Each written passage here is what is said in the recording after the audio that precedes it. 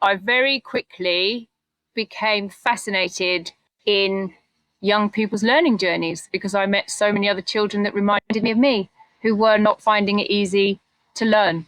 Having put those two things together, actually, I'm not stupid. There's something in the way of me being able to be good at this. And it's the same something that's in the way of them being able to be good at this. So what is in the way?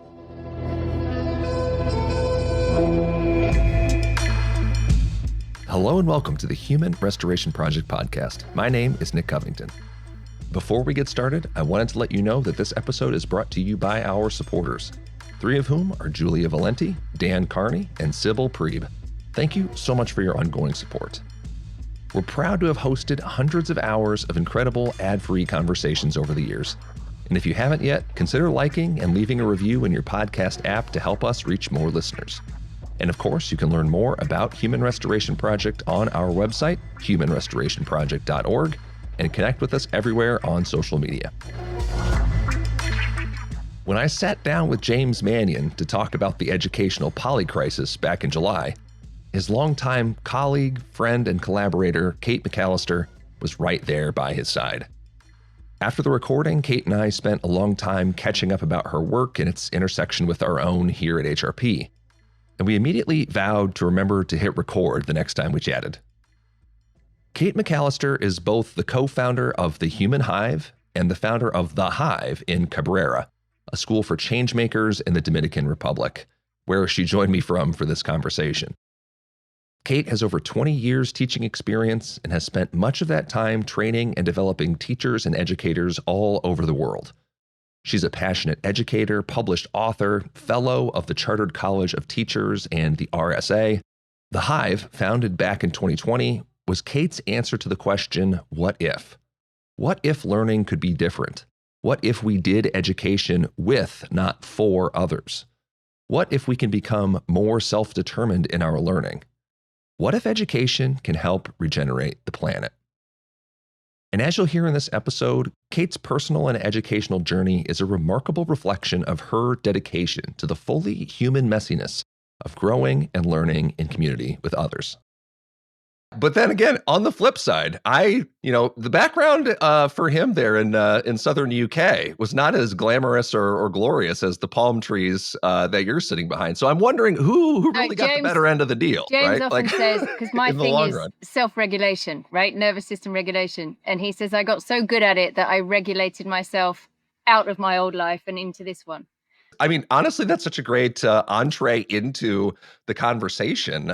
Situated, of course, in your context there. But Kate, for listeners who may not be familiar with yourself and the work that you do, who are you and where are you joining us from and how in the world did you end up there? So I'm Kate McAllister. I'm English. I'm a mother. I have two children. I was a teacher for a long time in UK mainstream education. But my pathway into education wasn't standard. I wasn't a good student who'd always played schools and wanted to grow up being a teacher. That was not my story at all. I didn't do very well at school at all. I found it very difficult. And I, back in the 80s, if you found school difficult, it was generally speaking because you weren't very clever. So I just assumed that I wasn't very clever and I left school at 15 with no qualifications and I went and got a job.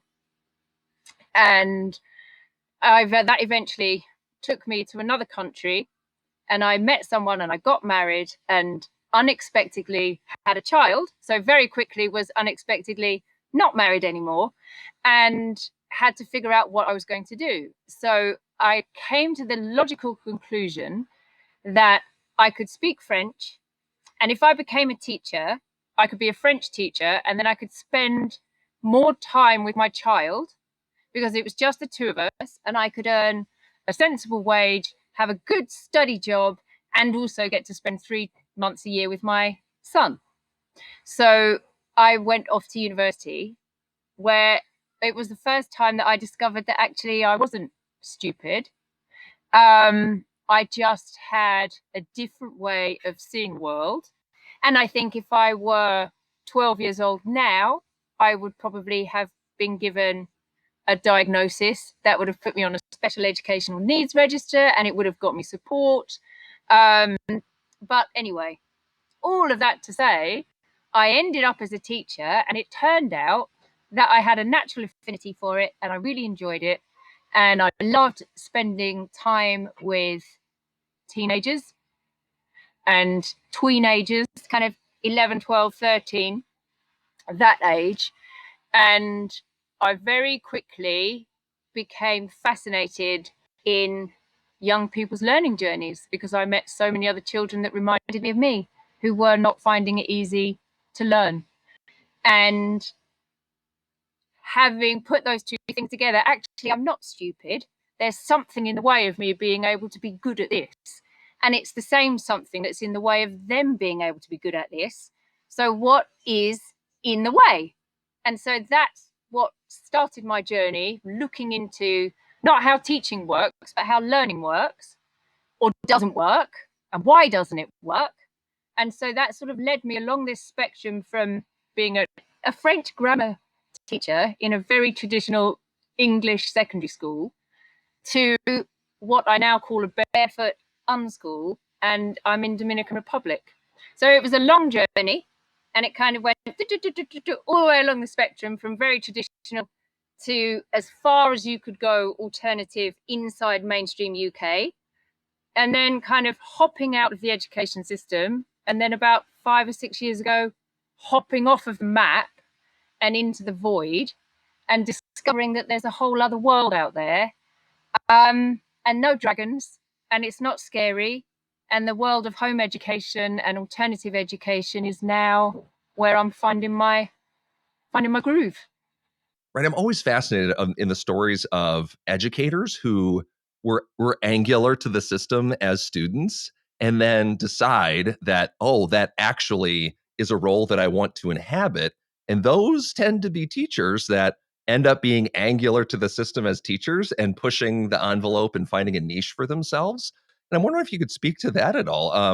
Obviously, you ended up finding that life was going to take you in a different direction. But how did you feel about that experience coming back into being a classroom teacher after having the experiences that you had as a student? I think I have what I would now describe to other family as school wounds.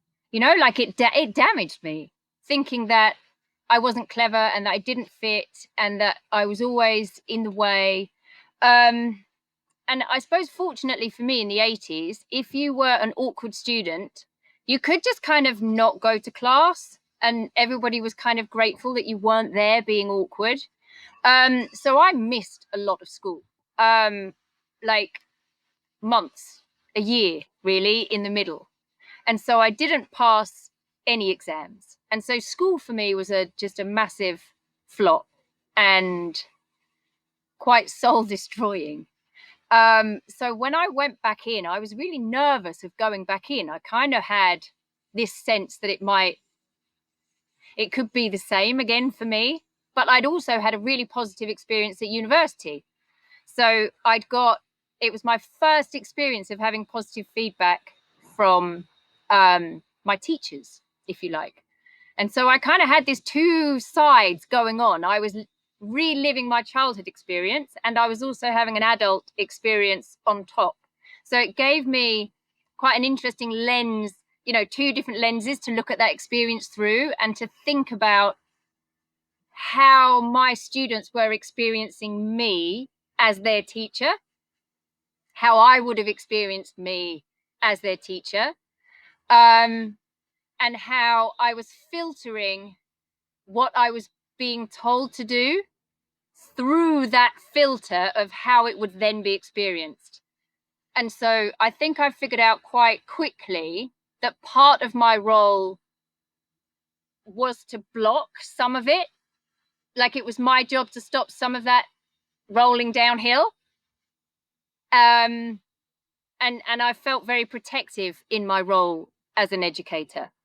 That was going to be my follow-up, was just going to be, in what ways, right? Did you find yourself intentionally, blocking or making room or anything else?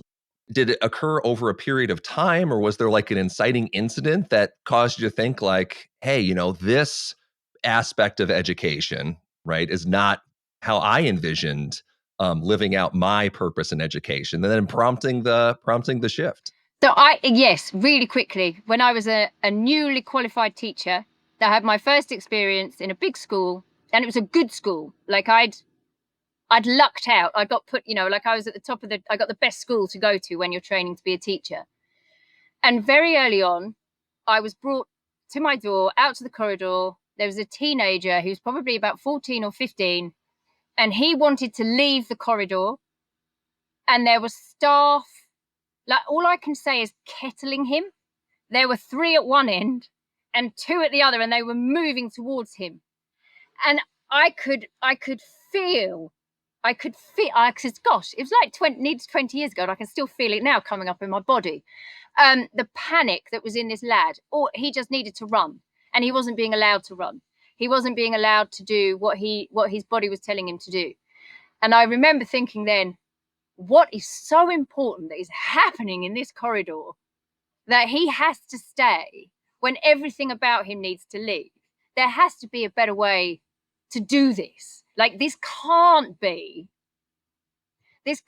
right. This can't be good for him. And that was years before I understood trauma and nervous systems and dysregulation and fight or flight or any of that, but I felt it. And I remember thinking, I need to be more aware. I need to be more sensitive. I need to understand what would make a teenager feel like they wanted. I mean, he looked like he was going to throw himself off the balcony to get away. And I know that sounds dramatic, but it really was like that. And so from there, that happened really early on in my career, right at the beginning. And I remember thinking that the child and their experience was more important than the school and the school's experience. And if I could figure out how to get those two sometimes conflicting objectives to line up, then the school could enjoy being a school and the child could enjoy being a child at school. Like it was naive, but I still believe that. I still am looking to try to make those two worlds collide in a way that means that that they can both coexist in a healthy way. My goodness, it sounds like over the course of both your experience, right, figuring out both the way that these institutions are going to work, either from the inside perspective as a student or a teacher, or from an outsider perspective too. And you said that like this incident occurred before you really had an understanding of trauma or perhaps internally what's going on in the mind of that student. It doesn't sound like a situation that was de-escalating. It doesn't sound like a situation where that student was grounded, making rational decisions, right? Probably would have been a healthier first step instead of kettling them from across the corridor. But I wonder then, what was there a formal aspect of this too then to give you the language to think like, oh yeah, that's what was experiencing this? Were there other experiences or works or people, ideas that you encounter that help inform that aspect of it? It came gradually over time. So then we sort of moved into the social and emotional aspects of learning, language. It was the Every Child Matters agenda in kind of the 2000s.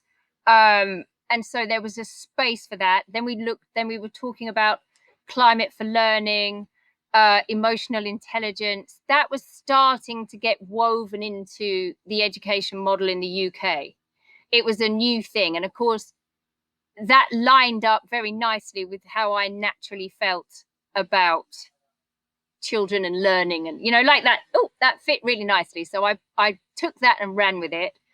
And that's where I began to develop. I mean, the first thing that I developed was language awareness, because I was still only a languages teacher at this time. And so I had this understanding, and that my colleague was, she'd been at a Steiner school, a Waldorf school. So she'd been alternatively educated her whole life. And so together we designed this language awareness program, which was about getting your ears ready and the muscles in your mouth ready and having a concept of language and just like getting ready for learning languages so that you were keen to do it and you felt safe doing it. I think now I realize that that was me underpinning or the sort of foundations upon which safety is the foundation upon which everything else gets built. And so without having the language for it or really understanding what I was doing, I now understand that everything about what I did back then was about psychosocial safety. Do they feel safe with you in relationship with you? Do they feel safe in the space that they're in to put themselves into a situation where they feel vulnerable? Learning something new means that you sometimes have to feel silly or stupid or it's uncomfortable because you struggle.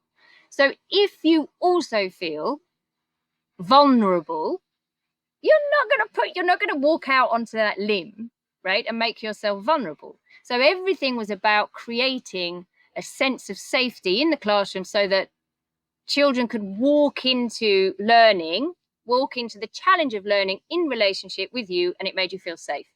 So everything kind of came from that point. And my colleague, or my very good friend, James Mannion, who's Dr. James Mannion, who started out as a colleague, he and I developed a program sort of, 10, 15 years later that really brought that to life. So I was sort of gently putting pieces of that puzzle together all of the time. And I still am, right? I'm still including new things in, but I only really understood trauma and nervous system regulation, or the languaging for what to describe what I was doing afterwards. So it was only when I left mainstream education and I went to work in a refugee camp, which is a whole other story. And I worked with a trauma therapist and I spent a year doing that. I went, oh, so everything that I was doing was about nervous system regulation. And everything that I was picking up, and I had been drawing images, maps of how children are connected in this sort of connective web. And what I was drawing was the invisible vibration of all of their nervous systems interacting in a classroom environment. And so we used to call it climate for learning. And the responsibility on creating the climate for learning was on the teacher. And so the teacher had to get in early and set up their room properly and make the lighting and bring the food and be the thermostat, not just the thermometer in the room, all of that, and then after a few years of doing that, and I got quite good at it, I was exhausted. I was just so close to burnout. And I went, this is not sustainable. This is not, we're going up the wrong path. If we're making teachers responsible for everybody else's nervous system being regulated, which I now understand that's what I was doing, they've got to co-regulate 30 different nervous systems and 150 different nervous systems a day, right? One adult cannot co-regulate effectively 150 different nervous systems a day without burning out. It's not possible. So how do we get children to co-regulate with one another, to rely upon one another, to lean upon one another, to support one another and fill in the gaps for one another so that we can all learn in a much more relaxed way. And so that's really what my work is about now, is about being able to show people where those invisible connections are and make them visible and make that the foundation that learning goes on top of. And I think what we're learning more and more about now is that those practices, that understanding, the structures that support what you're talking about here are actually key. They're like the forefront to preparing for learning, to creating psychological, intellectual, physical, emotional safety, to prepare for, right? These aren't just like an add-on that you can decide to do on the side. It's like a prerequisite for everything else that's to come. And what's so interesting is, I pulled up the Human Hive, which is what I think we'll start to talk about next here, and just looking at or thinking about the experiences that you've just discussed, that journey that you've been on, and seeing all of that expressed through that work there. You lead on the website with these 3 values. We believe that real change happens when you supercharge the power of people to help themselves, giving them tools to rebuild psychological and emotional safety, connections to others to feel a sense of belonging, and then access to meaningful opportunities to regain purpose. Those 3 things: safety, belonging, and purpose. Those don't feel optional to me in any learning environment. How do those inform the work that you do at the Human Hive, and what's that about? So the Human Hive came about. So I was a teacher for a long time, did all of this work inside the system, got stuck banging my head against a wall, couldn't get my ideas any further. And so I left.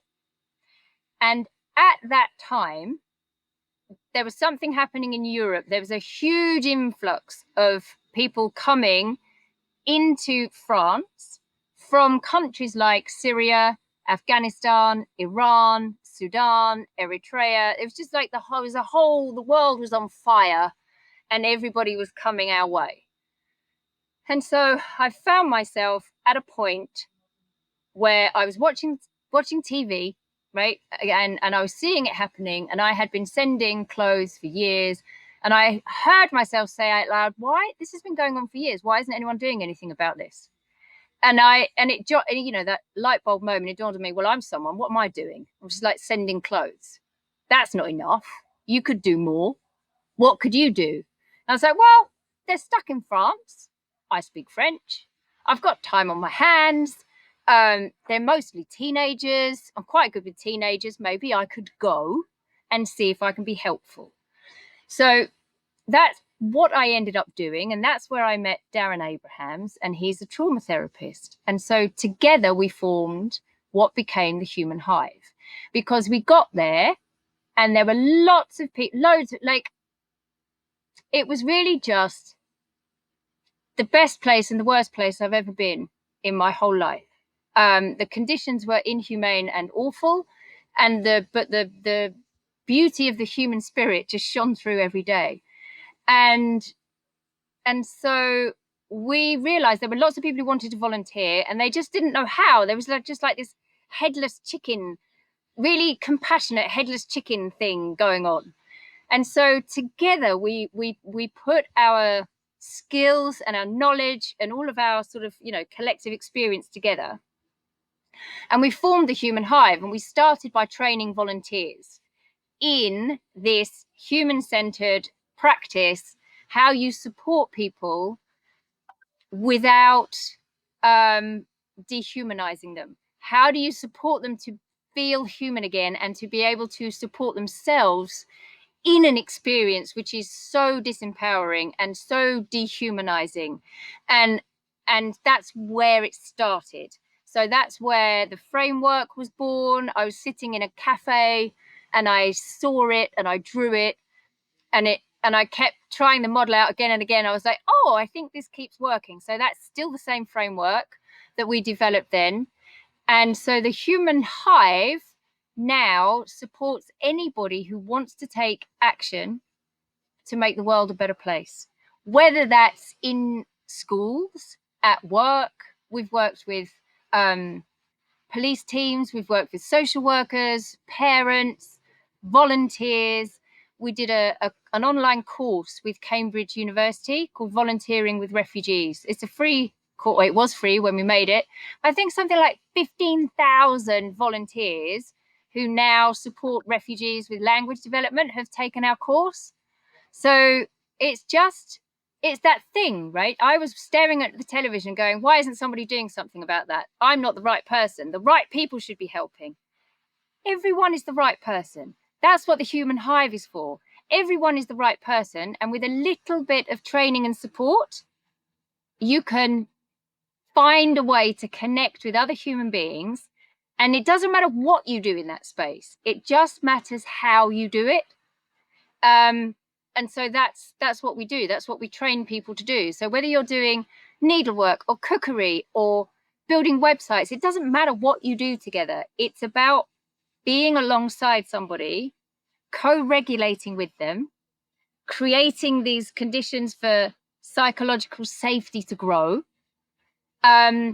giving them the opportunity to feel that they belong and can rehumanize, and then supporting them in finding a purpose which allows them to ground and root and become who they were always supposed to be before their lives got turned upside down.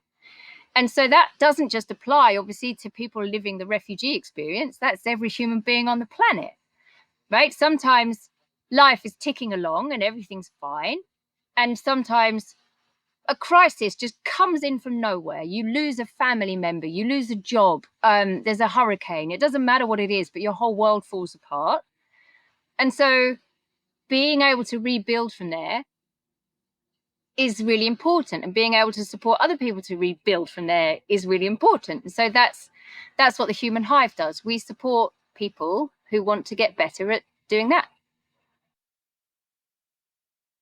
And I can't imagine a more urgent need, especially in this moment, right? I think people around the world feel particularly helpless and disheartened by what they see. And they think, I wish someone could do something about that. And having a tool, an organization, somebody else just to connect with, to talk about these and to activate and help build that capacity. So, right, it's not just all heat, right, built up inside you, but then you can turn that into light somewhere out in the world. I just love the framing on here on the website of people, place, and planet, asking how can you help regenerate those around you? How can you take action to regenerate your community? How can you take wider action to regenerate the earth? Like, again, it's all focused on this collaboration, this regeneration, this restoration of so many parts of life.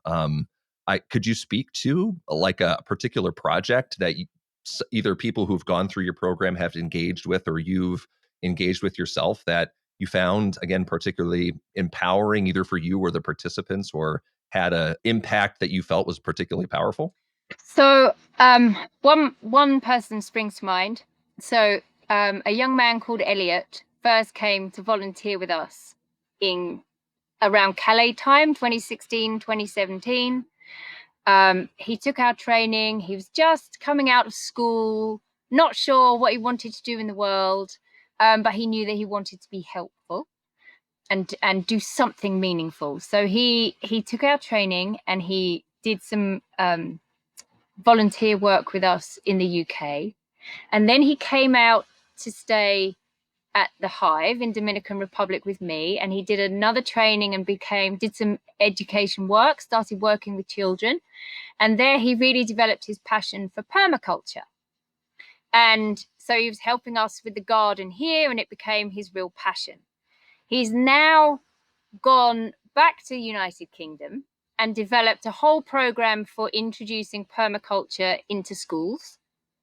So he's now got his own organization that supports children to reconnect through permaculture so that they can stay in mainstream school and have a way to be successful inside the system, and continue learning.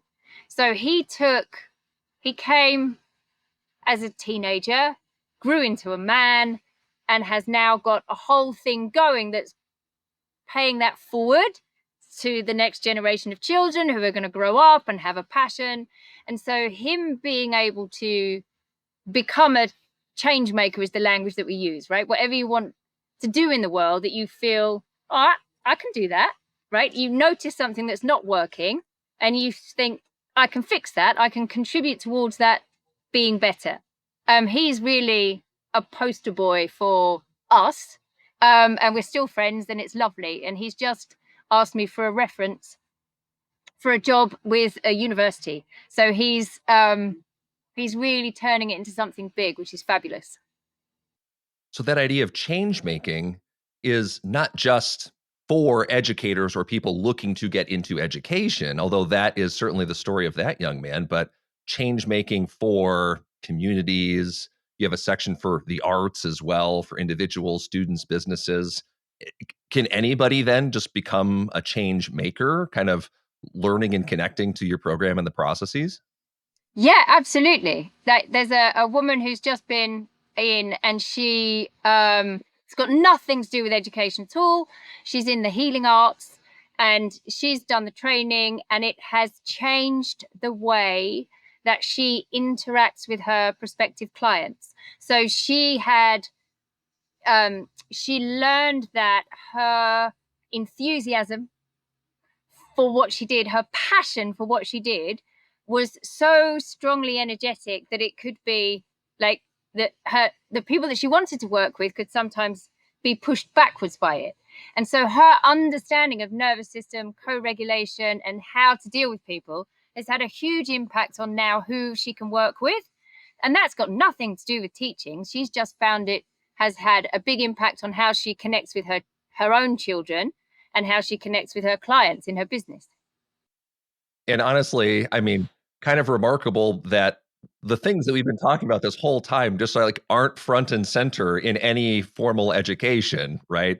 You're talking about somebody who probably was well educated, right? Had those experiences, and perhaps at a point in that formal education was never made it explicit. Again, that grounding, understanding yourself in relation, right? Weighing that co-regulation, those relationships. And it seems like maybe that was the missing piece, right? To really help her connect, not just in her professional life, but person to person as they engage in that work too. I'm wondering, We Kate. Oh, don't go ahead. learn this stuff. No, we don't learn this stuff Yeah, in yeah, school. yeah. Sorry to interject. And No. often often your life has to completely fall apart. And if you're lucky and you've got enough money, you can go into therapy and you might learn some of this stuff, right? Or if you can afford a business coach, you might learn some of this stuff. And so there's a whole swathe of humanity who are feeling that they are just the way that they are, and the world works the way that it works, and they have no agency to change their human experience. And I think that's where it all comes back to that for me. The sense of feeling that if something is not sitting well with you, if it is not making you feel comfortable and content, that you have the power to change it. You have the power to change how you feel in your mind, how you feel inside your body. And that ripples out into, I can change the dynamics in my friendship group. I can change the dynamics in my family, in my work, in just every aspect of my life. I have the power to make change if I want to. And yeah, that's I guess that's at the core of all of it. Yeah, and again, that's not like woo woo, or that's not metaphysical or supernatural. There's not an appeal to that. Like that's just human stuff. And yeah, it's not made a focus of, that formal education, so people can get through all of that and realize that those are really the missing pieces that they didn't pick up along the way. Now, I'm wondering, Kate, like even in like the best classroom context, right, that I'm thinking that I taught in, the best day was not necessarily all sunshine and rainbows. What are some of the significant challenges, that you all have to overcome there? What are the hurdles that you face in engaging in like this real, frank, honest human stuff? I think the key issue is nearly always that we are responsible, right? So this is hard. This is the hardest bit. So we are responsible for the vibrations that are coming towards us that we allow to dysregulate us. And we are responsible for the vibration that we're pushing out towards everybody else, right? So when you find yourself in a situation that feels uncomfortable, there was probably an opportunity somewhere further back that you did not take that could have changed where you are. So that's the hardest thing when I'm teaching people about this model, is the resistance and the unwillingness to accept that if you have the power to change everything, they go, yeah, I like the way that feels. Like the things that haven't changed in your life, they're on you as well, right? Like that's where it's sometimes tricky. Yeah, the mantra, if you can't change the world, change yourself. And I don't think that's a call to just be comfortable with injustice or become comfortable with the status quo. But right, it's a call, I think, to then direct your energies in an action that could eventually be productive and make, lead to a better regulated feeling for yourself, and then feeling like you have agency and you do have some sort of control over the world. And again, as we were saying earlier, I think things like this are urgent in this time, especially, and something that I've personally grappled with that notion of like, what's within my locus of control right now, right? In a world that's on fire, or your social media feed is burning through with all the bad news constantly every day. Like, what can I change about either myself or my behavior or my environment and my ecosystem that, yes, right, helps me feel grounded and regulated, but then lets that be a platform for action for me later on at the small scale, right? The small is all sort of idea. If I can be good to myself, right, and understand how I'm doing, then I can be a good parent for my kids, right? And that has impact as they go to school, and they can be role models or good friends and peers, right? They can be stewards of their environment in those small little ways, trickle outwards. I guess I'm trying to justify it or rationalize it, right? As people, I think people overlook it, right? They want action, action, action, and sometimes the first step is actually, no, stop, understand yourself. It could be trauma, it could be triggers, it could be your own barriers to getting through those. But ultimately, working through that is like an investment in the action that you're going to take later on. I don't know. I'm just vibing, but what are your thoughts about that? No, I agree with you, because when you, I mean, this is an expression of educators. All behavior is communication, right? But it's true. So when you understand that, when you think about your own behavior from a nervous system, when you start right at the core, and I go, my behavior is driven by my feelings. My feelings are driven by some kind of stimuli. Well, that means everybody else's are too, right? So if somebody's a jerk to you in the street, that's probably, there was a stimuli further back. There was a big feeling that they've not been able to deal with. So they're being a jerk. Now, you now have that's the stimuli to you. Someone's been a jerk to me. It's created a big feeling. I want to tell them what a jerk they are. And actually, what you can do is respond with compassionate curiosity. I wonder why that person is being such a jerk. And if you just assume that people do not wish to be a jerk all day, right? Like their loved ones know that there's a version of them that isn't a jerk. I just assume that person is in there somewhere and that they're having a bad day. And so understanding nervous system dysregulation allows me to be more human in how I go through the world, right? It just allows me to be a bit more compassionate. And that's just a bit of knowledge. Just because I have an extra bit of knowledge, it changes the way that I behave in the world. And so that changes the way the people around me behave, and it goes out. So I deliberately try to smile more. I deliberately try to slow myself down. I deliberately try to do things that will not dysregulate somebody further who's already having a bad day. I just have a little extra awareness.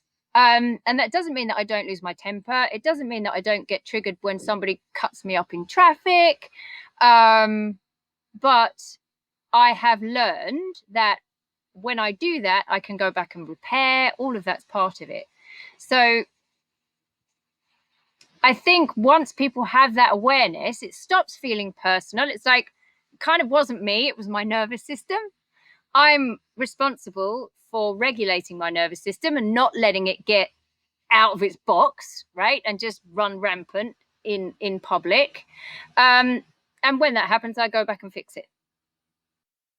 Yeah, I think as we had talked about off camera, post James, the Mannion podcast there was like that pause, right? Just that pause that allows that shift in mentality from, the reactive nervous system brain. Like you touch a hot stove, you don't have to sit there for 5 seconds and think about a rational response, right? Your body acts. And I think a lot of times people let that action, or that reaction guide their actions and their intentions and only reflect on it later on as like, oh, shoot, like I overreacted or I had the wrong action in that moment. And then feel awkward or ashamed or anything else. And something as easy as that pause, to help understand that sensation and what you're feeling can help lead to, I guess, better intentional actions.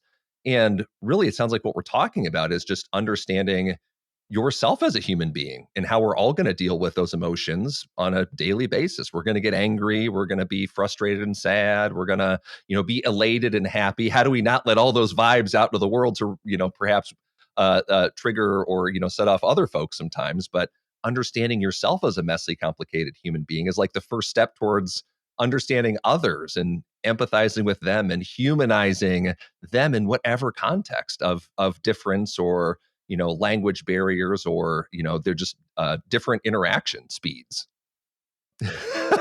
Sorry, I'm processing. Do I have to pay for this therapy session, Kate? Is this? No, it's fine. I'll Venmo you $50. But it seems so simple, doesn't it? Like it does. That's what I'm saying. I'm sitting here talking to you and thinking, you've not got much to say, Kate. Like, this is not that interesting. And then I think about all the people that I meet in their adult life, and they do this training and they go, oh, like, it's like, what? Really?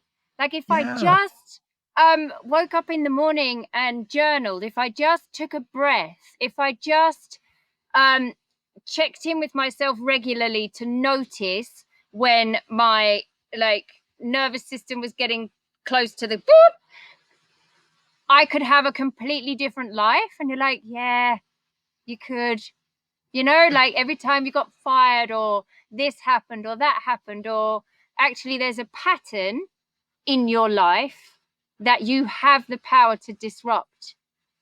And here are some tools that you can use to disrupt those patterns. It's both very empowering and intimidating, to know that I have had that ability in myself and that need for so long, and perhaps it's gone unaddressed. And yeah, maybe there is, like some shame and baggage associated with that. But really, I think the thing that keeps popping into my mind is like, that's the missing link, right? That's sort of the key that unlocks the success of so many other human endeavors, not just in education, but in anything that involves interpersonal relations. And I can't right now think of something that doesn't, unless you're, just sitting in front of a computer all day, not interacting with human beings. But for the rest of us, we're gonna have to figure out how to interact. Kate, I really want to know. We are getting closer to that being a future, right? If we don't learn how to interact with each other as humans, at the moment we have to, right? So we have to push ourselves through the cheese grater of life and keep having uncomfortable experiences with other humans. But it won't be long before we don't have to do that. So if we don't learn how to get good at it, we can choose not to do it. And I'm not sure that that's a great pathway for growing up and feeling good about yourself. I mean, I could be wrong, but it doesn't feel like it's going to go well. And so when I started doing this work, I was thinking about playground fights and wars and what they have in common, right? That's what happened in my head. I was like, this is the same stuff that's playing out in the playground that has sent all of these teenagers to walk across the world, and some of them perish on that journey.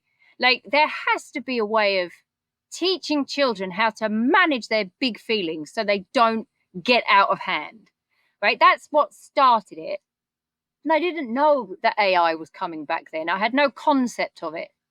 But now suddenly it feels It feels like this is a really important piece that needs to go in so that as children are growing up into this new world, they can feel their buttons being pressed, right? It's all that is. Your nervous system is pressing buttons and it's moving the levers and it's making decisions for you if you don't notice.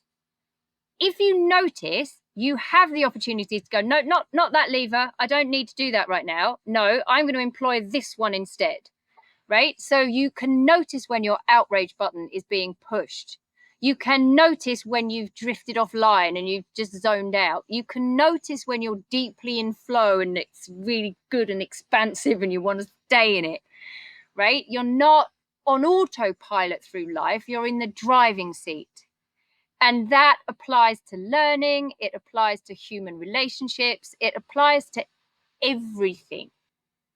Or at least that's how I feel about it.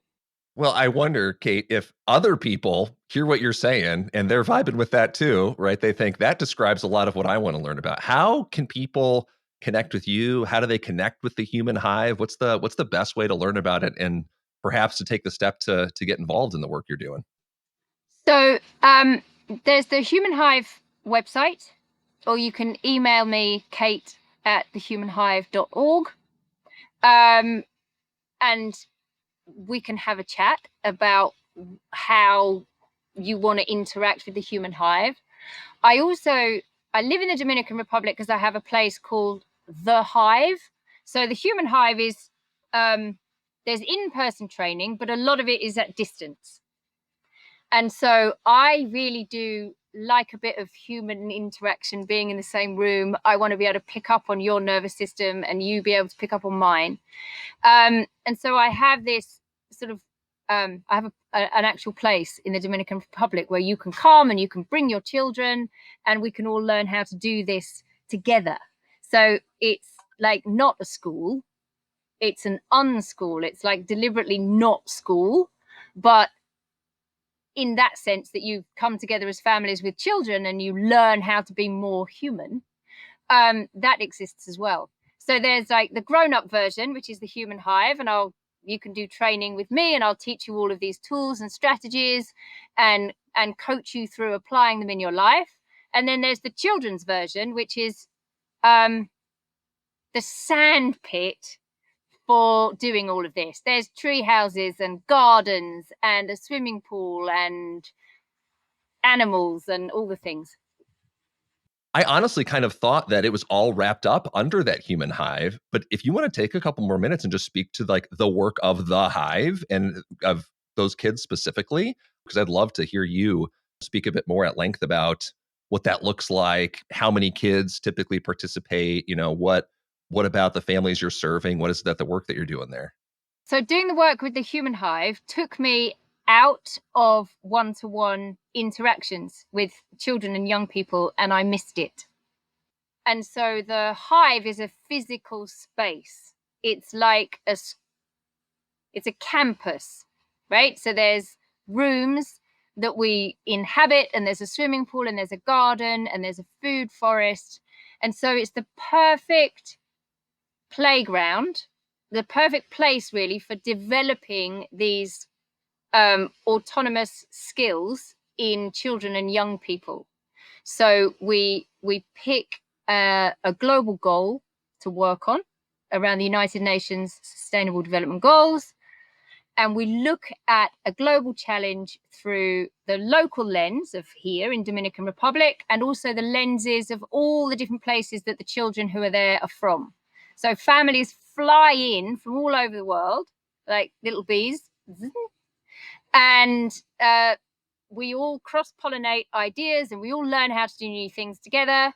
They stay for 6 weeks and then they go back from whence they came. And the idea is that they can then use their change-making skills in their local context.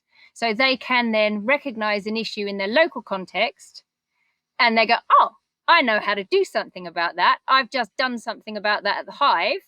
And they can start their own little change maker project back where they live. So that's how the Hive works. So it's like a live version where it's not just, I teach you the concept and you go off and practice on your own. This is like, I teach you the concept, you practice alongside me. We build it up together so that you feel really strong and confident in your change making skills. And then you go off and do it by yourself. And as I click through the website, I'm also finding not just those 6-week courses, but you offer maybe some mini experiences in here as well, sort of on a smaller scale. Do you want to speak to any of those?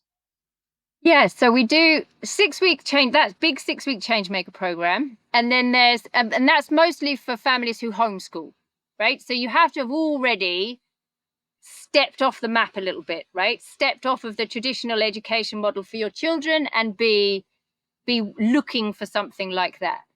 We then do like 3-week version. It's like almost like a summer camp in the summer holidays in June.